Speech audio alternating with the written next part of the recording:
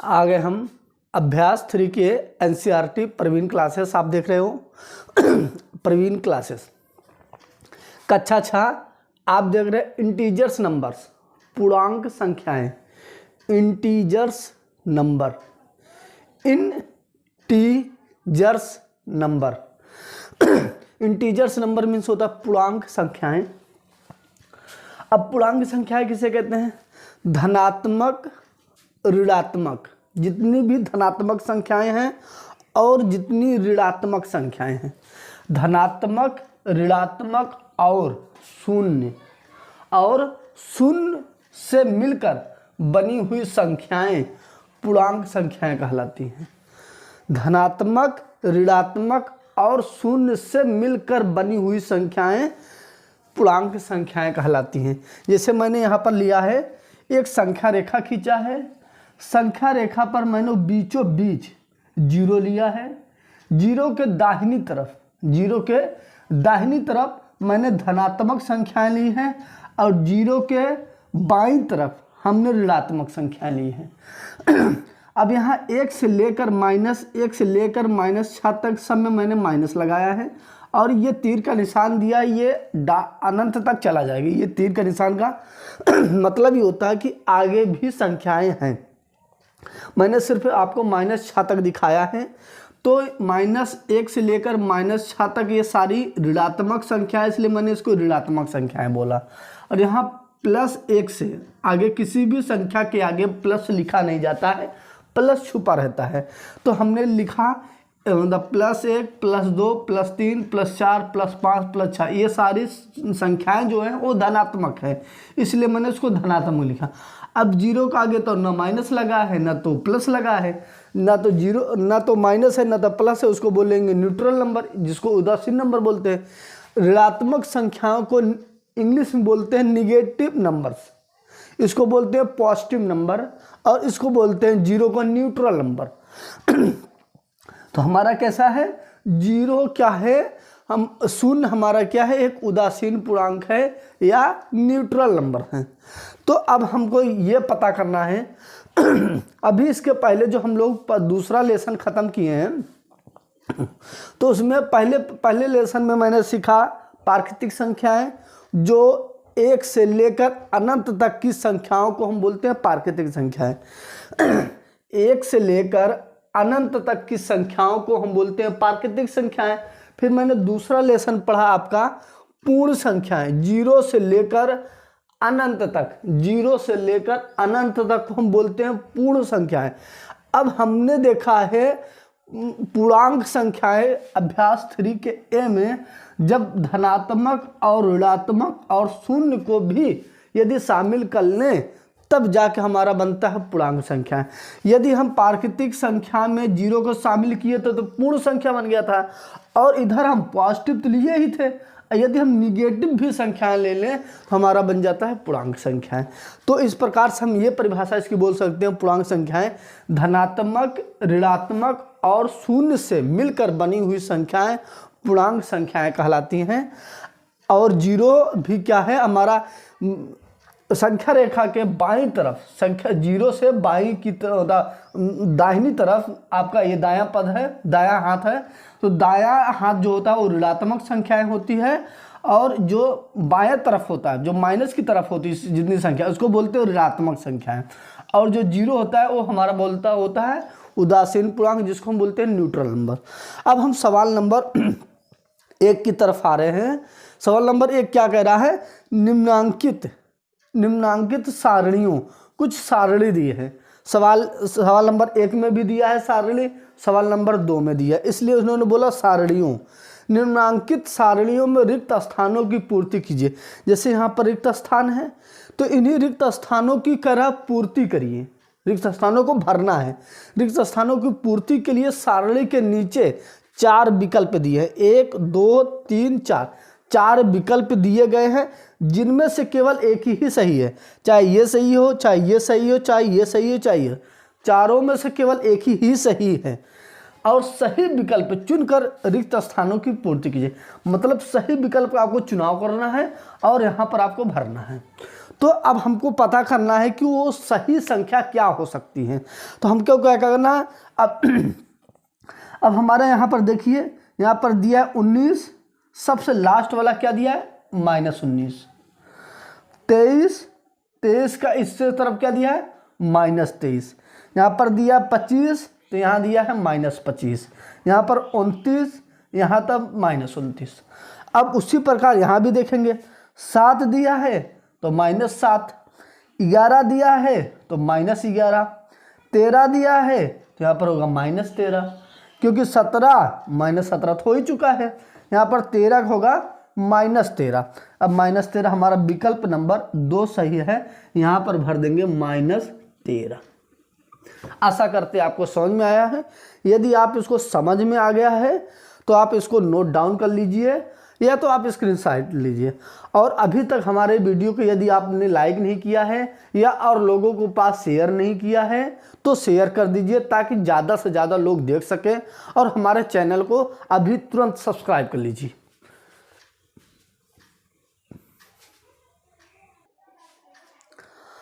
हम आ गए सवाल नंबर 2 की तरफ।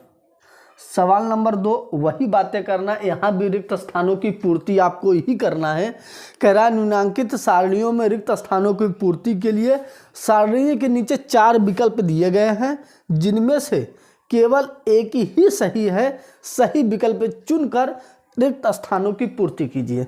अब यहाँ पर दिया है आपका दिया है -7, तो यहाँ पर +7 होगा।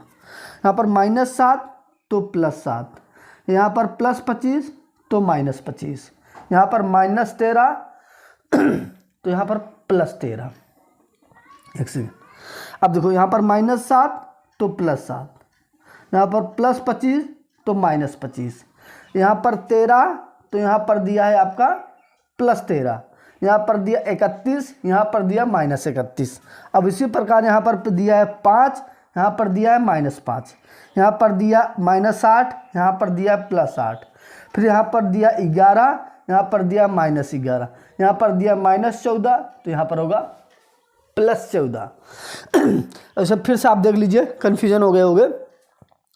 पहले यहाँ पर देखिए, तो यहाँ पर दिया -7, तो अब इसका विपरीत -7 का विपरीत +7 होगा, ये है +7। 25 का विपरीत -25 यहाँ पर लिखा है। -13 का विपरीत +13 यहाँ लिखा है। 31 का विपरीत मतलब एक छोड़ के लिखा है, जैसे -7 को एक छोड़ा यहाँ पर लिखा है। अब यहाँ पर 25 को लिया तो इसको एक छोड़ा यहाँ पर लिखा है। अब उसके बाद 13 को एक छोड़ा यहाँ पर लिखा है और इसको छोड़ा तो एक यहाँ पर लिखा। उसी प्रकार 5 एक को छोड़ा यहाँ पर लिखा है और -8 को एक को छोड़ा तो यहाँ पर लिखा है और 11 को एक को छोड़ा तो यहाँ लिखा है और -14 को जब एक छोड़े गए तो यहाँ पर +14 होगा। ये जो विकल्प नंबर आपका तीसरा सही है, आप यहाँ पर लिखोगे 14। आशा करते हैं आपको समझ में आ गया है। यदि आप समझ में आ गया है तो उसको नोट डाउन कर लीजिए या तो आप इसका स्क्रीनशॉट ले लीजिए।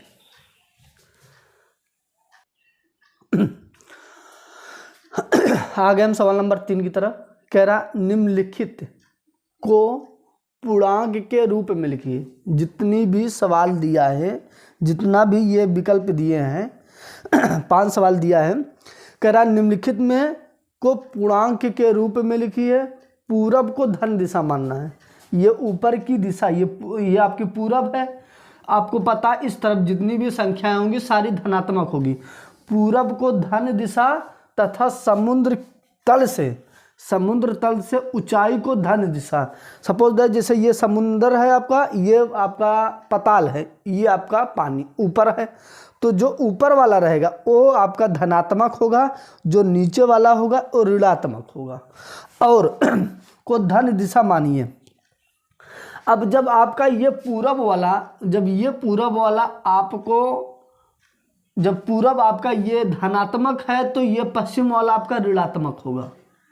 यदि आपका समुद्र तल से यदि ऊपर वाला धनात्मक है तो समुद्र तल के नीचे वाला माइनस होगा।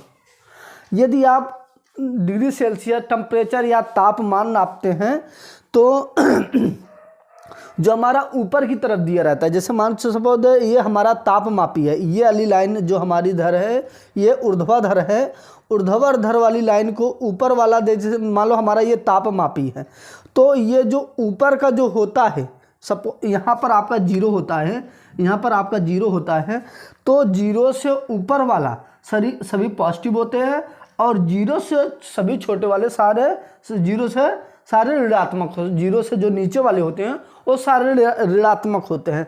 तो कह रहा है इन्हीं को आपको समझ के आपको इनका आंसर देना है। अब दिया जैसे पहला नंबर शून्य से नीचे, शून्य से कहाँ जाना, नीचे जाना है, दाएं बाएं नहीं जाना, शून्य से नीचे, ऊपर और नीचे की बात कर रहा है। शून्य से नीचे 4 डिग्री सेल्सियस का तापमान। अब 0 से 4 डिग्री सेल्सियस पे आ जाओ तो आप 1 2 3 4 ये होगा -4 डिग्री सेल्सियस।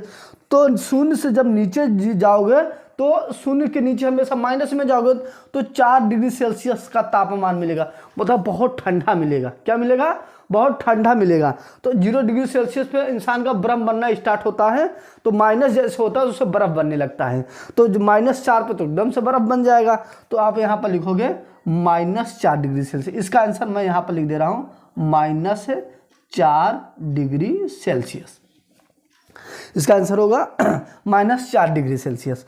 तो अब 7 कदम पूरब की ओर जाना है। 7 कदम कहाँ जाना है? पूरब की दिशा में जाना है। अब आपका ये पूरब है, तो अब 7 कदम पूरब की तरफ जाओगे, 1 2 3 4 5 6 7, तो आपका ये 7 कदम पूरब की तरफ सारी संख्याएं क्या दी है? प्लस में दी है, तो इसका आंसर हो जाएगा 7 कदम हो गया। अब 3.28 रुपए की हानि होती है। 3.28 रुपए की क्या होती है? हानि मतलब वो लॉस में चला गया। लॉस में चला गया मतलब कर्जे में चला गया। कर्जे में चला गया मतलब वो माइनस में चला गया। अब माइनस में 3.28 चाहे आप तो इधर से ले लीजिए चाहे इधर से ले लीजिए। मान चलो कोई इंसान बढ़ रहा है, लगातार बढ़ रहा है, तो ऐसे ऊपर की तरफ जाएगा, ऐसे रखा जाए, जब घटेगा तो ऐसे आएगा आपका। तो ये लगभग 3.8 लगभग यहीं पर कहीं पर होगा, ये यहाँ पर चलाया घट गया। मान लो कोई इसने बिजनेस स्टार्टअप किया, पैसा लगाया, तो उन्होंने जो पैसा लगाया था वो बढ़ने की जगह ये ग्राफ उनका ऐसे जाना चाहिए, लेकिन ग्राफ ऐसे ना जाके वो नीचे की तरफ घट गए, उनकी हानि हो गई। तो यहाँ पर लिखेंगे -3.28 माइनस, यहाँ पर लिखेंगे -3.28 रुपए की क्या हुई है? उनको हानि हुई है। 3.28 रुपए की हानि। ये रुपए आपको आगे लिखा जाएगा, लेकिन मैं लिख दिया। तो आपको क्या है? -3.28 रुपए की क्या हुई है? उनको हानि हुई है। अब क्या हुआ? 18 मीटर पश्चिम का विस्थापन। 18 मीटर पश्चिम का विस्थापन। अब जो आपका विस्थापन की जो कहानी होगी, विस्थापन मतलब घटना होता है, तो 18 मीटर जब आप घटोगे तो 18 मीटर अब विस्थापन हो गए, तो आपको कहाँ जाएगा? आपका लगभग नीचे ही जाएगा। तो आपका आंसर क्या हो जाएगा? -18 मीटर का विस्थापन हुआ।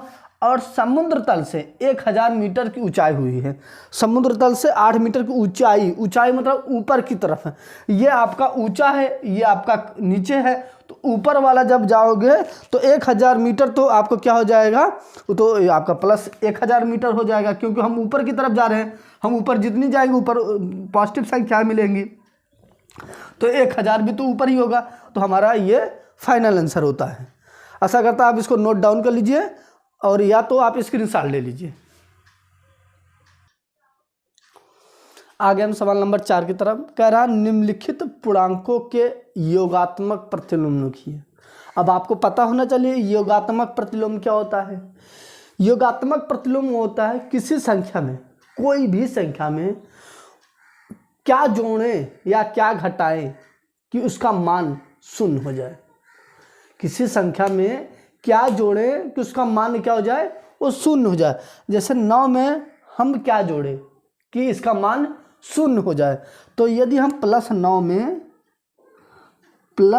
में यदि हम आपको +-9 यदि जोड़ दो, +9 में -9 को जोड़ देते हैं, इसका मान 0 हो जाएगा। तो अब यह देख लीजिए +9 यहाँ पर लिखा मैंने +9, और प्लस को माइनस में उड़ा किया -9, और 9 में से 9 गया आपका क्या हो गया 0। अर्थात किसी संख्या का योगात्मक प्रतिलोम आपको बताना है तो उसका जस्ट विपरीत बता दो। पॉजिटिव है तो निगेटिव वाला बता दो। +9 का क्या होगा -9, -21 का क्या होगा +21, +39 का क्या होगा -39, -41 का क्या होगा +41, 91 का क्या होगा -91। फटाक से आपका आंसर हो गया। तो आपका क्या होगा +9 का योगात्मक प्रतिलोम क्या होगा -9। तो आप यहाँ पर ऐसे लिखेंगे, या तो आप ऐसे लिख दीजिए, यहाँ पर ऐसे लिख दीजिए -9 का योगात्मक प्रतिलोम -9 होगा, या आप हिंदी में ऐसे लिख लीजिए कि -9 होगा। आप इसको यदि आप लिखना चाहते हो आप ऐसे भी लिख सकते हो, यहाँ पर डालना हल डालने के बाद लिख देना +9 का योगात्मक प्रतिलोम -9 होता है। तो आप लिख दीजिएगा -9 होता है। तो अब यहाँ पर मैंने लिख दिया -9, और इसका होगा आपका +21, और यहाँ पर होगा -39, और इसका होगा +41, और इसका होगा -91। इसका ये फाइनल आंसर हुआ। आशा करते हैं आपको समझ में आ रहा है। यदि आप इसको समझ में आ रहा है तो नोट डाउन कर लीजिए और लोगों के पास शेयर कर दीजिए। आगे हम सवाल नंबर 5 की तरफ क्या कर रहा है, संख्या रेखा खींचिए, उस पर निम्नांकित पूर्णांकों को प्रदर्शित करना है। जितने भी आपके पूर्णांक दिए गए हैं उस संख्या रेखा पर प्रदर्शित करना है कि उसका कौन सा स्थान है। अब यहाँ पर देखते हैं +4, अब ढूंढते हैं +4 कहाँ है। +4 यहाँ पर है, तो ये आपका हो गया +4, ये आपका फाइनल आंसर हुआ का नंबर का। फिर उसके बाद क्या आ गया कि -9, अब -9 कहाँ होगा, अब -9 आपके बाईं तरफ होगा, -9 आपका ये है। फिर आपका +7 दिया है, +7 कहाँ होगा, ये +7 आपका ये वाला फाइनल आंसर है। -3 कहाँ पर होगा, ये वाला आपका होगा -3।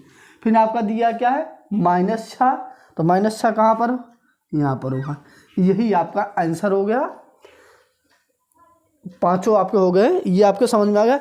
या तो आप इनको, आप जो नहीं दिया गया उनको आप मिटा दीजिए, ऐसे करके इनकी ज़रूरत नहीं है तो इनको आप मिटा दीजिए आराम से, अच्छे से 0 के लिखा रहने दीजिए, क्योंकि 0 से ही तो हम सारी चीज़ें तय करते हैं। तो ये होना, ये दिया मैंने, ये इसको ऐसे कर दिया। अब आपको पता चल गया, यहाँ पर 1 2 नंबर पे था, 3 था, तो हमको -3 पता करना था, -3 हो गया। अब उसके बाद -6 पता करना, 1 2 3 4 5 6, ये आपका -6 हो गया। फिर आपका दिया है आपको -9 पता करना है, 1 2 3 4 5 6 7 8, ये आपका -9 हो गया। फिर उसी प्रकार आप 7 की तरफ चलते हैं, यहाँ पर +4 करना है, तो 1 2 3 आपका +4 आ गया। फिर आपको +7 करना है, तो 4 में 3 जोड़ दो, 1 2 3 से 7 हो गया आपका।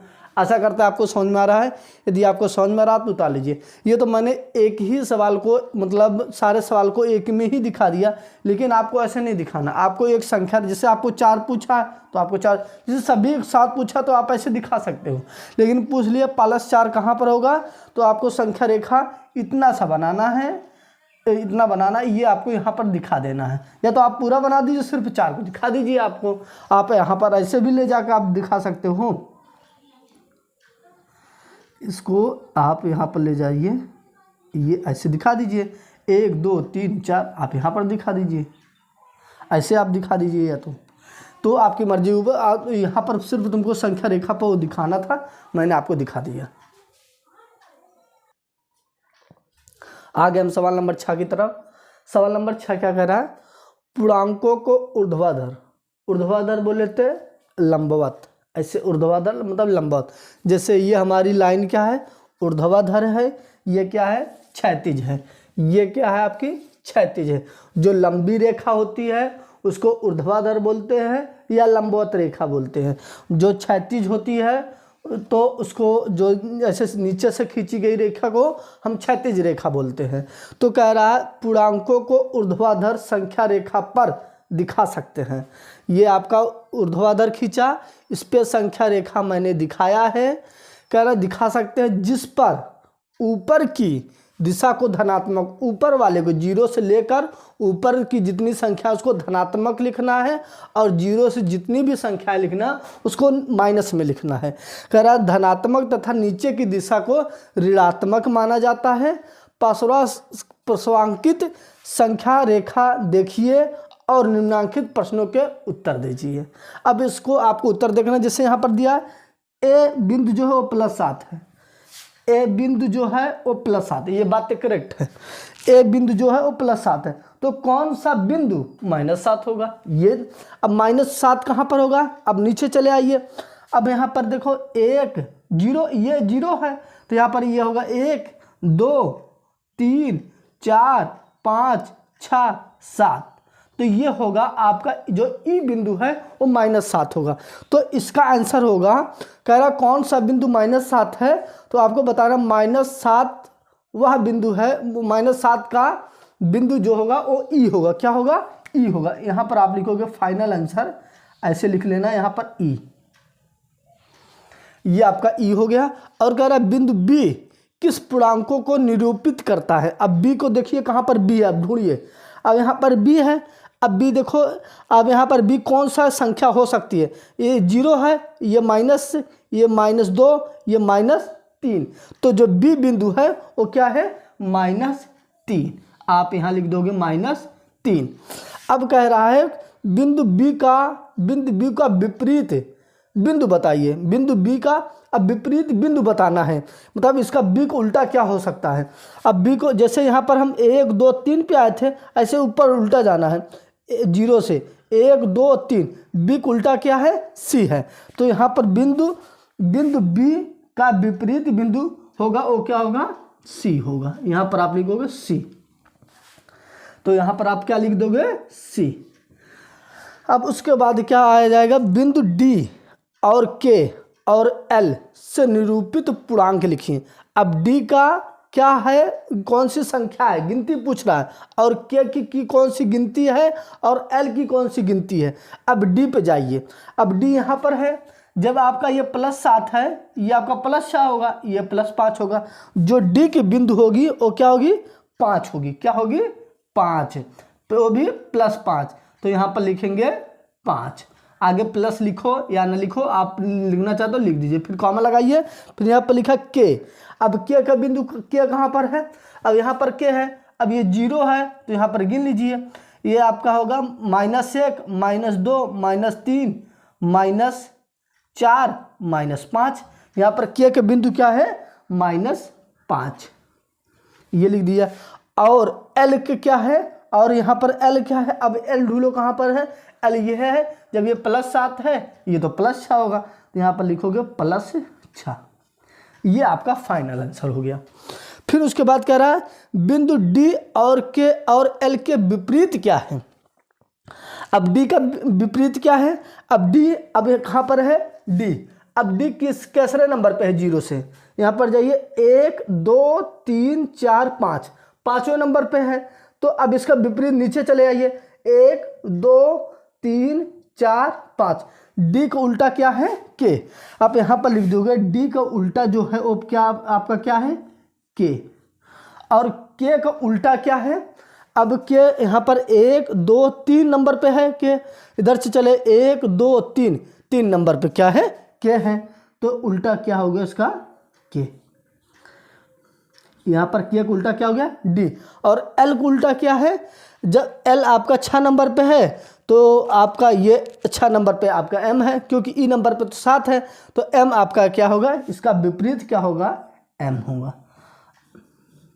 आशा करते हैं आपको पूरा समझ में आया होगा। यदि आपको कोई डाउट भी रहा है तो आप कमेंट कर सकते हो मुझे, मैं एक कमेंट चेक करता हूं और कमेंट को सारा मैं आंसर देता हूं, तुरंत रिप्लाई देता हूं। और अब यदि किसी को कुछ डाउट हो रहा है, नहीं जैसे मान लो सपोज दैट कोई बातें ना सुन पाया, कोई ध्यान इधर उधर हो जाता है, तो वीडियो को पीछे करके देख लीजिए। वीडियो जब भी कोई बात क्लियर ना समझ में आए, कोई बातें आपको डाउट हो जाए, कभी कभी क्या होता है हमारा जो माइंड होता है वो एकत्रित नहीं होता है, तो क्या होता है हमारा माइंड उधर हो जाता है, हम जो बातें समझा रहे हो वो आप समझ ना पाए हों, तो आप वीडियो को पीछे करके फिर से उसको करके देख लीजिए आप, ताकि आपको पूरी वो बातें समझ में आ जाए। आगे हम सवाल नंबर 7 की तरफ कह रहा है निम्नांकित के बीच सभी पूर्णांक लिखिए। निम्नांकित के बीच सभी पूर्णांक लिखिए। अब कह रहा है -2 और +3 के बीच में कुल कितने पूर्णांक हैं। अब चलो हम गिन लेते हैं। ये आपका है -2, ये आपका है -2 और ये आपका है +3, ये आपका +3। अब इसके बीच में कुल कितनी संख्या है, -1, 0, 1 और 2। इसके बीच की ही संख्या बतानी, ना कि आपको -2 और 3 ले लेना, -2 और 3 नहीं लेना, कह रहा है इसके बीच की संख्या बताना। तो इसकी -2 और +3 के जो बीच की पूर्णांक की संख्याएं होंगी वो क्या होंगी, यहाँ पर लिखना, आपको यहाँ पर ऐसे लिखना है, आपको हल डालना है, हल डालने के बाद लिखना है -2 और 3 के बीच जो संख्याएं होंगी आपको क्या होगी, -1 कॉमा फिर आपका 0 फिर कॉमा 1 फिर कॉमा 2, ये आपकी होगी -2 और -3 के बीच के पूर्णांक संख्याएं। अब क्या करना है, 0 और 6 के बीच में दिखाना, 0 और 6 के बीच में दिखाना। अब 0 ये आपका है 0 और 6 आपका ये है, इसके बीच में कौन सी संख्या, 1, 2, 3, 4 और 5, इनके बीच की संख्याएं हैं 1, 2, 3, 4, 5। 0 और 6 को आपको छोड़ देना है। क्यों छोड़ना है, क्योंकि वो पूछा है बीच की संख्याएं, जो 0 और 6 के बीच में जितनी संख्या है वही संख्याएं हमारी लिखना है आपको। तो यहाँ पर 0 और 6 के बीच में क्या आया, 1, 2, 3, 4 और 5। फिर उसके बाद आपको करना है क्या कि -4 और 4 के बीच में, -4 ये आपका है -4 और 4 के बीच में कुल कितनी संख्याएं हैं ये तय करना है। -3, -2, -1, 0, 1, 2, 3। तो हमारा -4 और 4 के बीच में संख्या है -3, -2, -1, 0, 1, 2, 3 होगी। इतनी कुल संख्याएं टोटल हैं हमारे -4 और 4 के बीच में कुल संख्या। आप काउंटिंग भी कर सकते हैं, 1, 2, 3, 4, 5, 6, 7, टोटल 7 संख्याएं हैं जो -4 और 4 के बीच में इतनी संख्याएं हैं। वैसे देखा जाए तो इनके बीच में भी 0 और 1 के बीच में भी संख्याएं हैं, लेकिन वो आधी अधूरी है। हमको पूर्णांक संख्याएं मतलब पूर्णांक मतलब आपको पूर्ण संख्या पूरी संख्या लिखनी है, आधी अधूरी नहीं लिखनी है। वैसे तो हर 2 संख्याओं के बीच में आपको बता दो, 2 संख्याओं के बीच में अनंत संख्याएं होती है, तो इन 1 और 2 के बीच में इतनी संख्याएं हैं आप उसको ज्ञात नहीं कर सकते, इतनी संख्याएं हैं। तो उनकी चर्चा हम बाद में करेंगे, जब परिमेय संख्या पढ़ाएंगे तब उनमें बातें करेंगे। अभी हम इतना जान लीजिए कि -4 और 4 के बीच में टोटल 7 संख्याएं हैं। अब हम बातें आ गई -5 और +2 के बीच में। अब -5 और +2 के बीच में, अब ये आपका होगा -5 और +2, ये आपका +2। अब इसके बीच में संख्या क्या, -4, -3, -2, -1, 0 और 1 है। तो यहाँ पर आप आंसर हल लिखोगे -4 जैसे आपको -5 है ना, तो जरूरी नहीं संख्या रेखा पर आपको देखना है, आप अपने मन से लिख दीजिए फटाफट। 5 है तो -4, फिर आपका -3, आप यहाँ लिखोगे -3, फिर आपका लिखोगे -2, फिर माइनस आपका 1, फिर आपका -1, फिर उसके बाद लिखोगे 0, फिर उसके बाद लिखोगे 1 और 2 तो लिख नहीं सकते क्योंकि 2 के बीच में ही तो हमको पता करना था। अब ये बातें हमको पता चल गई। और -3 और +5 के बीच में पता करना है, -3 और +5 है, ये -3 हो गया और +5 ये आपका हो गया। इनके बीच की संख्या -2, -1, 0, 1, 2, 3, 4, इनको लिख दीजिए आप यहाँ पर फटाफट। आप लिख दोगे -2, -1, फिर 0, फिर उसके बाद 1, 2, फिर उसके बाद हमको कहाँ तक पता 5 तक बताना है, 3, फिर उसके बाद 4। ये हमारी टोटल संख्या है -3 और +5 के बीच की टोटल पूर्णांक संख्याएं हैं। -8 और 4। अब -8 और 4 के बीच में संख्या बताना, मतलब यहाँ से लेकर आपको यहाँ तक बताना है। इसके बीच में जितनी संख्याएं यहाँ पर आपको लिख देना। आप यहाँ पर लगाइएगा हल और लिखिएगा -7 -6 -5 -4 -3 -2 -1 फिर उसके बाद 0, फिर उसके बाद आप लिखोगे 1 2, कहाँ तक बताना है? 3 तक बताना है, फिर उसके बाद 3 तक। ये हमारी हो गई -8 और +4 के बीच में टोटल इतनी संख्या हमारी पूर्णांक संख्याएं बनती हैं। आशा करते हैं आपको समझ में आ गया होगा। यदि आप समझ में आ रहा है तो उसको नोट करते रहिए, और यदि आप इसका स्क्रीनशॉट भी ले सकते हो। जैसे कोई घर पे नहीं बैठा होगा, कहीं और वीडियो मेरा देख रहा होगा, तो उसका स्क्रीनशॉट ले लीजिए, फिर बाद में आप घर पे जाके उतार लीजिए। बहुत से लोग ऐसे हैं कि जो वीडियो को देखते हैं, अच्छे से समझते हैं, और इसी से वो स्कूल पकड़ लेते हैं, पढ़ाते भी हैं, पढ़ते भी रहते हैं। कुछ स्टूडेंट भी हैं मेरे चैनल पे, बहुत सारे टीचर भी हैं, क्योंकि वो पढ़ते हैं। जो मेरा समझाने का तरीका बहुत अच्छा से मैं समझाता हूँ, स्टेप बाय स्टेप समझाता हूँ, और टीचर भी उसको फॉलो पढ़ के और दूसरे को स्कूलों में ऐसे पढ़ाते हैं। बहुत से ऐसे मेरे पास कमेंट आए हैं कि सर आपने जो पढ़ाते हैं मुझे बहुत अच्छा समझ में आता है, आपकी वजह से मैं स्कूल में पढ़ा रहे थे या पढ़ा रही थी कि मुझे 2000 या 3000 मिल रहा था, आपकी मैथ पढ़ के मैं अब बड़ी क्लासों में भी पढ़ाने लगी हूँ। 6 की क्लास में जैसे 2 3 4 5 में पढ़ा रही थी, तो अब 6 7 में सबकी पढ़ाने लगी हैं। तो उनको क्या हुआ, तो उनको ये उनका पेमेंट बढ़ गई। तो आप लोग भी अच्छे से पढ़िए ताकि आप लोग का भी आगे ग्रोथ हो। आगे हम सवाल नंबर 8 की तरफ क्या करा, निम्नांकित संख्या रेखा। जो संख्या रेखा है आपकी, ये जो संख्या रेखा है, कह रहा निम्नांकित संख्या रेखा देखिए। चलो मैंने देख लिया। इसकी सहायता से निम्नांकित पूर्णांकों के, निम्नांकित जो पूर्णांक दिए हैं, निम्नांकित पूर्णांकों के जोड़ों के बीच पूर्णांकों को आरोही बोले तो इंग्लिश में बोले तो असेंडिंग ऑर्डर बढ़ते हुए क्रम में लिखना है। आरोही का मतलब होता है बढ़ते क्रम। असेंडिंग ऑर्डर मीन्स होता है बढ़ते क्रम। जैसे मान के लो सपोज दैट हम सीढ़ी पे हैं, सीढ़ी पे हम क्या करते हैं, पहले सबसे छोटी संख्या लिखते हैं। पहले क्या करते हैं, सबसे छोटी संख्या, मतलब पहले वाले सीढ़ी पे कदम रखते हैं, फिर दूसरी फिर हम ऊंचाइयों पे चले जाते हैं। तो उसी प्रकार का आरोही मतलब होता है, पहले हम छोटी संख्या लिखते हैं, फिर उससे बड़ी, फिर उससे बड़ी, फिर उससे बड़ी, फिर उससे बड़ी, फिर उससे बड़ी, हम आगे की तरफ बढ़ते चले जाए। मतलब आपको आगे बढ़ना है। क्या करना है आपको? बढ़ना। अर्थात जब हम नीचे से जब छत पर जाते हैं, सीढ़ियों पर चढ़ते हैं, तो हम आरोही क्रम, मतलब वहाँ पर कौन सा रूल फॉलो होता है? आरोही क्रम। जब हम ऊपर से नीचे आते हैं तो हमारा अवरोही, जिसको हम बोलते हैं डिसेंडिंग ऑर्डर। तो हम असेंडिंग ऑर्डर को फॉलो करेंगे, मतलब आरोही क्रम। आरोही मतलब होता है बढ़ते क्रम। तो अब 2 और 5, अब 2 और 5 के बीच में कौन कौन संख्याएं आएंगी? 2 और 5 के बीच में कौन संख्या? 3 और 4 आएगी। क्या आ जाएगी? 3 और 4।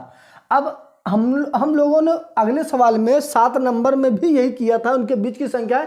लेकिन उनके बीच की संख्याएं को हम चाहे जैसे लिख सकते थे, बस उनके बीच की संख्याएं किसी को आगे पीछे लिख सकते थे, कोई मैटर नहीं करता था। लेकिन यहाँ पर आपको बढ़ते हुए क्रम मिलेगा। मतलब 3 आपका छोटा संख्या है, 4 आपकी बड़ी संख्या। तो पहले हम 3 लिखेंगे, फिर 4 लिखेंगे, मतलब छोटी संख्या से बड़ी संख्या की तरफ बढ़ेंगे।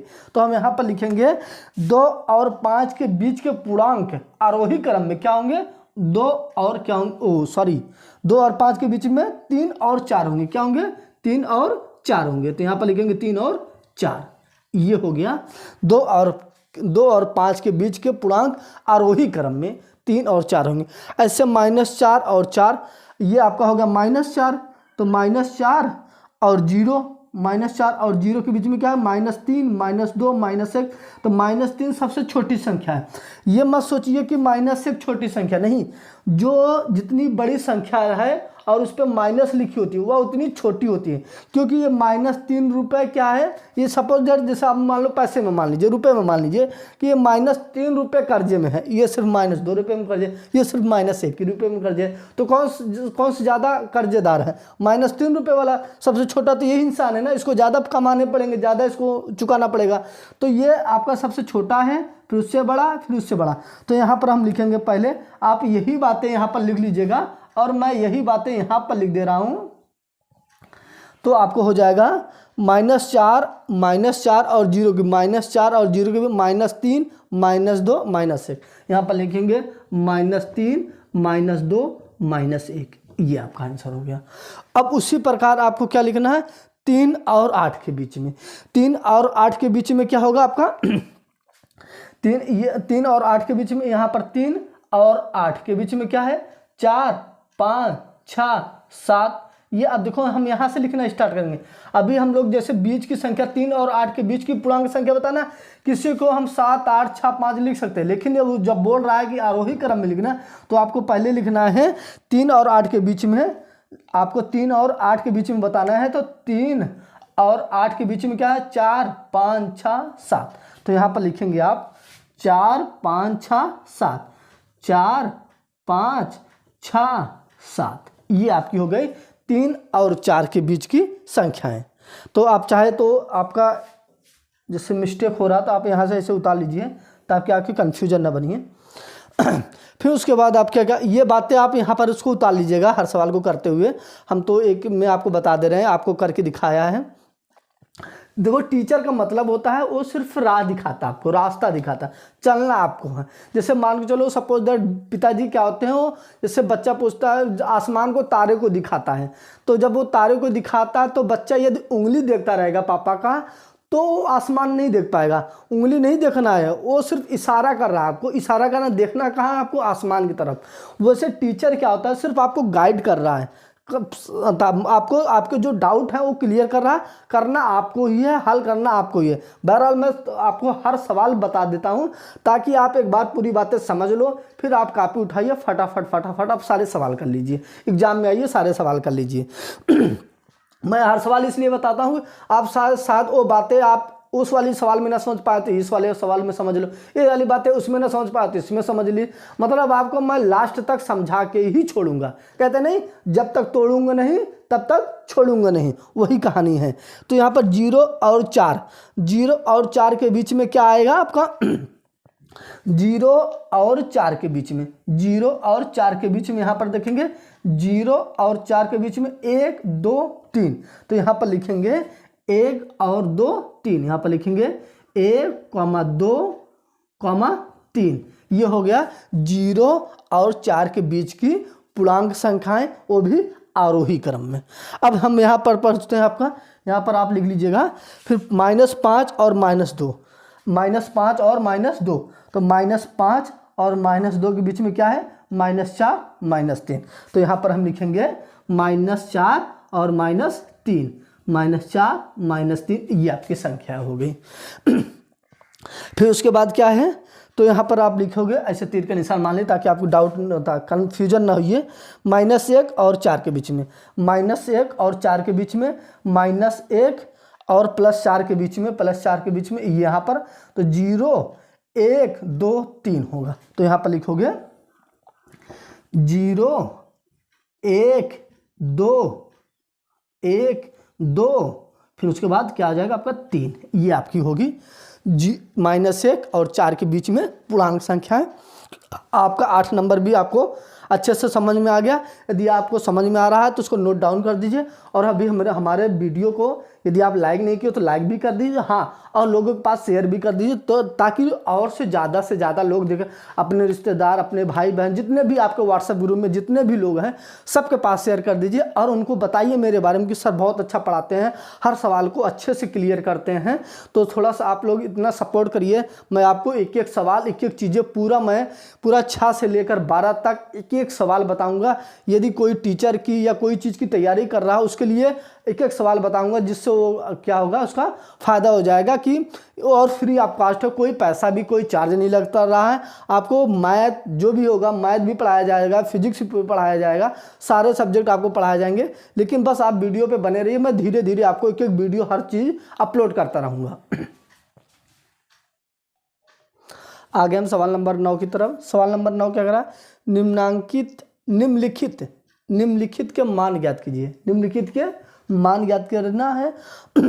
आपको ये बताना -13 का निरपेक्ष मान, क्या बताना है, निरपेक्ष मान बताना है, जिसको इंग्लिश में बोलते हैं एब्सोल्यूट वैल्यू। आपको एब्सोल्यूट वैल्यू बताना -13 का। अब आपको बता दें जो भी संख्या आपके अंदर -13 रहता है, जब ये बाहर निकलता है, ये पॉजिटिव, सारी संख्याएं पॉजिटिव की तरफ निकलती है। तो जब इसको हम बाहर निकालेंगे -13 को, तो आपको हो जाएगा +13। और यदि 12 को, ये हमेशा पॉजिटिव रहता है, ये बाहर निकलेगा तो 12 ही रहेगा, क्योंकि इसके कोई मान परिवर्तन नहीं होता। अर्थात -13 होता है, ये बाहर माइनस इसलिए निकलता है, इसमें क्या होता है कि -13 है, तो ये जब बाहर निकलता है वो प्लस है, क्योंकि हमारी जो दूरी होती है, जैसे मान लो चलो हमको कहीं पर चलना है, चाहे हम पीछे चले या आगे चले, हमको दूरी आपको उतनी ही तय करनी। यदि हम पीछे चल रहे हैं, इसका मतलब नहीं कि मतलब हमारी चाल मैंने चला नहीं, तब भी मैंने चाल चली है। इसलिए जो दूरी होती है, जो चाल होती है, वो ऋणात्मक नहीं होती है। इसलिए मैंने यहाँ पर -13 को यहाँ पर क्या लिख दिया, +13, और 12 तो आपको 12 ही होगा, और -37 को आप लिख देंगे +37। फिर उसके बाद 0 ना तो माइनस होता है ना तो प्लस होता है, ये 0 का तो 0 ही होगा, और -47 का आपका हो जाएगा +47, यहाँ पर लिख दीजिए।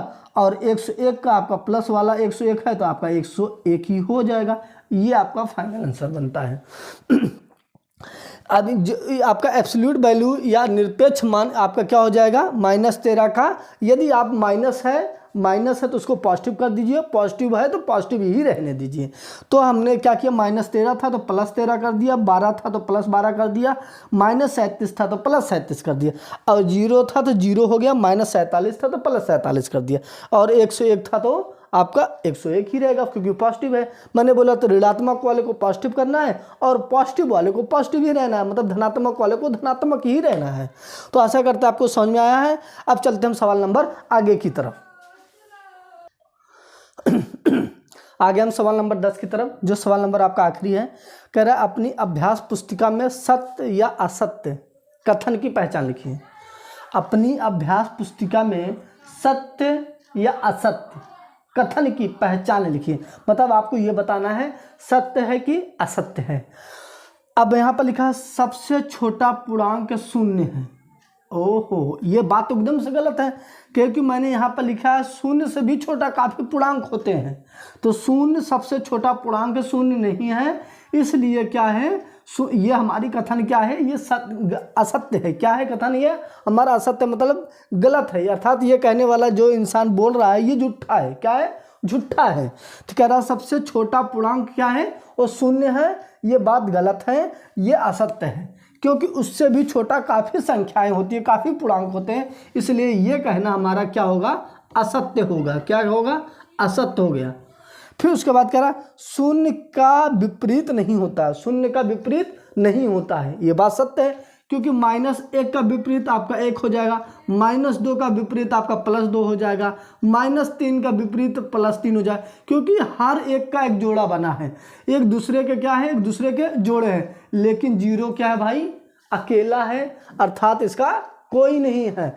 तो इसलिए 0 क्या है, 0 के विपरीत कोई संख्या नहीं होती, 0 का विपरीत नहीं होता। ये बातें कहना सत्य है, ये कहना हमारा क्या है, ये सत्य है। फिर उसके बाद कह रहा है -17 बड़ा है, -5 छोटा। ओहो, बात एकदम से गलत है, क्योंकि -17 ये जो जितनी बड़ी संख्या होगी, जो जितनी बड़ी संख्या और वो माइनस में हो, वह उतनी छोटी होगी। कोई संख्या चाहे जितनी बड़ी हो, यदि उसके आगे माइनस लिखा वो बहुत छोटी संख्या बन जाती है। तो ये -17 रुपये कर्जे में है, ये सिर्फ -5 रुपये कर्जे में, ये सिर्फ -5 रुपये कमाएगा, अपना कर्जा ख़त्म कर देगा, और ये क्या करेगा, -17 रुपये लाएगा, तब जाके उसका कर्जा पूरा होगा। तो ये हमारा कथन क्या है, गलत है। इसका मुख इधर होना चाहिए, ये जो बड़े वाले का मुख है ये उसका इधर होना चाहिए। तो हमारे ये कथन क्या है, असत्य है। क्या है, असत्य है। यहाँ पर लिख देंगे असत्य। अब क्या कह रहा है, एक धनात्मक पूर्णांक, कोई एक धनात्मक पूर्णांक ले लीजिए। मान लो सपोज दैट मैं ले लिया 8, धनात्मक पूर्णांक। कह रहा है कि एक धनात्मक पूर्णांक अपने योगात्मक प्रतिलोम से, अब इसका योगात्मक प्रतिलोम आपका हो जाएगा -8 है। अब -8 होता है जो धनात्मक पूर्णांक अपने योगात्मक प्रतिलोम, इसका योगात्मक प्रतिलोम -8 है। कह रहा है कि एक धनात्मक पूर्णांक अपने योगात्मक प्रतिलोम से बड़ा होता है। मतलब ये कह रहा है योगात्मक जो प्रतिलोम है, जो आपका जो पूर्णांक है, धनात्मक पूर्णांक है, उसका योगात्मक प्रतिलोम से ये बड़ा होता है। ये बात सही है, ये बड़ा ही है भाई, क्योंकि पॉजिटिव में है धनात्मक, तो ये हमारा कथन क्या है, सत्य है। ये कथन क्या हमारा सत्य है। अब ये बातें क्या कर रहा है, अंगा नंबर क्या कर रहा है, एक ऋणात्मक पूर्णांक अपने योगात्मक प्रतिलोम से बड़ा होता है। एकदम जस्ट इसके विपरीत। ये बात तो हमारी गलत है, क्योंकि ऋणात्मक वाला भाई छोटा होता है। ये ऋणात्मक वाला क्या, जैसे मान लो चलो मैं सपोज दैट ये ले रहा हूँ, कह रहा है एक ऋणात्मक पूर्णांक ले ली, चलो मैं ले लिया -8 ऋणात्मक पूर्णांक ले लिया, कुछ भी संख्या ले लो, -10 -12 कुछ भी ले लो, माइनस ऋणात्मक पूर्णांक अपने योगात्मक प्रतिलोम। अब -8 का योगात्मक क्या हो जाएगा, +8 हो जाएगा, आपका +8 हो जाए। कह रहा है कि ये एक ऋणात्मक पूर्णांक अपने योगात्मक प्रतिलोम से बड़ा होता है। कह रहा है ये बड़ा होता है भाई, बड़ा तो ये नहीं होता है, ये बड़ा होता है। तो ये हमारा कथन क्या है, असत्य है। क्या है, असत्य है। यहाँ पर लिख देंगे असत्य है। फिर उसके बाद क्या है, शून्य एक पूर्णांक नहीं है। ओहो, एकदम झूठा है। क्या कर रहा है, शून्य एक पूर्णांक नहीं, आपको दिख नहीं रहा है, ये हमारी जितनी संख्या सारी पूर्णांक है, तो शून्य भी तो पूर्णांक है भाई। तो लेकिन हम ये नहीं कह सकते कि वो धनात्मक, न तो धनात्मक है न ऋणात्मक, एक उदासीन पूर्णांक है, लेकिन वो पूर्णांक है। तो हम क्या है, शून्य एक पूर्णांक कह रहा नहीं है, तो ये कथन हमारा क्या है, असत्य है। क्या है, असत्य है। तो यहाँ पे लिख देंगे असत्य। शून्य का योगात्मक प्रतिलोम शून्य है। शून्य का योगात्मक, अब शून्य में चाहे 0 को घटाओ चाहे 0 को जोड़ो, मतलब शून्य कभी ऋणात्मक धनात्मक नहीं, तो शून्य सिर्फ शून्य ही होता है, अर्थात तो शून्य का योगात्मक प्रतिलोम शून्य ही होगा। ये बातें हमारा कथन सत्य है। ये कथन क्या है, हमारा सत्य है। तो यहाँ पर लिख देंगे सत्य है। यहाँ पर लिख देंगे सत्य है। ऐसा करते हैं, आपको समझ में आया। देखो मैंने क्या किया, इसको, इस लाइन को मैंने मिटाया नहीं था, हर सवाल में मैंने दिखाया ताकि आपको ये लाइन आपको हमेशा के लिए याद हो जाए। पूर्णांक संख्याएं, इंटीजर्स नंबर्स, ताकि आपको याद हो जाए। मैंने यहाँ पर लिखा इंटीजर्स नंबर पूर्णांक संख्याएं, जो आपको दिया है, जो आपको बाएं तरफ ऋणात्मक संख्या लिखी जाती है, दाहिने तरफ आपको धनात्मक संख्या लिखी जाती है, और धनात्मक और ऋणात्मक और शून्य से मिलकर बनी हुई संख्या पूर्णांक संख्या कहलाती है। जो इस अभ्यास में 3A में 10 सवाल थी, मैंने सभी 10 सवाल को कवर किया। आशा करते आपको समझ में आया होगा। और यदि आपको कोई भी डाउट, कोई भी क्लियर हो, आप मुझे कमेंट कर सकते हैं, या आप वीडियो को पीछे करके फिर से दोबारा देख लीजिए, आपको बहुत अच्छे से समझ में आ जाएगा। अब इसी सवाल से हम 10 नंबर सवाल से हम चलते हैं अगले अभ्यास की तरफ। इस वीडियो से यहीं पर धन्यवाद। आप लोग अच्छे से वीडियो को शेयर कर दीजिए।